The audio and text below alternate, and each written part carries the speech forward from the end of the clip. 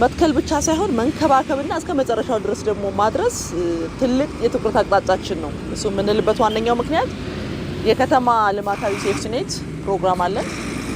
እሱ ፕሮግራም በዋናነት የከተማ ግብርና ላይ የከተሞችን አካባቢ በመቀየር ላይ የዜጎችን ከፍተኛ የስራ እድል በመፍጠር ላይ ላይቭሊሁድ ትራንስፎርሜሽን ላይ ከተማ የመኖሪያ ቦታ ብቻ ሳይሆን የምርት ቦታ እንዲሆንም ጭምር ታሳቢ ተደርጎ የተቀረጸ ፕሮግራም እንደመሆኑ መጠን እሱ እስከ መጨረሻው ድረስ እንዲንከባከቡ የምናደርግበት ትልቅ ፕሮግራም ነው። ስለዚህ ራሱን አስችለን እንተክላለን፣ እንንከባከባለን፣ እስከ መጨረሻው ድረስ ደግሞ ለውጤት እንዲበቃ ጥረት የምናደርግበት ጊዜ ነው። በተለይ ከለውጡ በፊት 30% የከተሞች አካባቢ አረንጓዴ መሆን አለበት ተብሎ የተቀመጠው ህግ ተግባራዊ ሳይደረግ ቆይቷል ማለት ነው።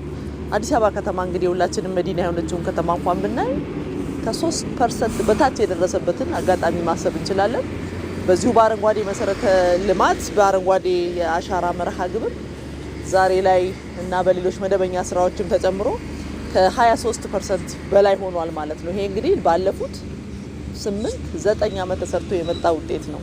ይሄ ማለት ከተሞቻችን ላይ የሚታየውን አጠቃላይ ላይቭሊሁድ በመቀየር ሂደት ውስጥ ለዜጎች ተጨማሪ ገቢን በመጨመር አካባቢን በመቀየር ምቹ ንጹህ አረንጓዴ ከተሞችን ደግሞ በመፍጠር ሂደትና ለትውልድ የተመቸ አካባቢን ከመፍጠር አኳያ የራሱ ትልቅ አስተዋጽኦ ማበርከት የሚችል ትልቅ ስራ እየሆነ መጥቷል።